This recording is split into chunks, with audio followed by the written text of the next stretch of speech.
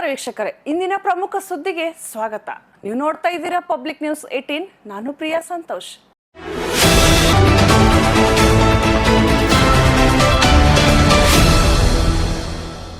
ಹಾವೇರಿ ಜಿಲ್ಲೆಯಲ್ಲಿ ಸರ್ಕಾರಿ ವ್ಯವಸ್ಥೆಗೆ ಲೋಕಾಯುಕ್ತರು ಶಾಕ್ ನೀಡಿದ್ದಾರಂತೆ.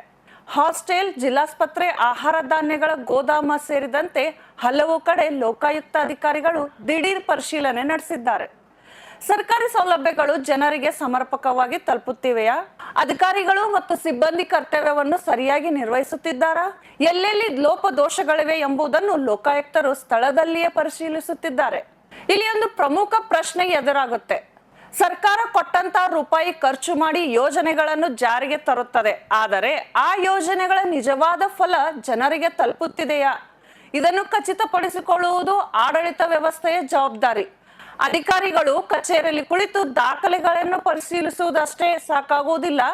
ನೆಲಮಟ್ಟದಲ್ಲಿ ಏನಾಗುತ್ತಿದೆ, ಜನರಿಗೆ ಏನು ಸಿಗುತ್ತಿದೆ, ಸರ್ಕಾರಿ ಸೌಲಭ್ಯಗಳ ಸ್ಥಿತಿ ಹೇಗಿದೆ ಎಂಬುದನ್ನು ಸ್ಥಳದಲ್ಲೇ ಪರಿಶೀಲಿಸಿದಾಗ ಮಾತ್ರ ವಾಸ್ತವ ಚಿತ್ರಣ ಸಿಗುತ್ತದೆ.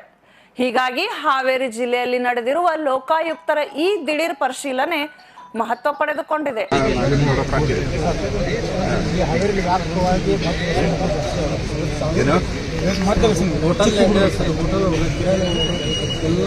Child labour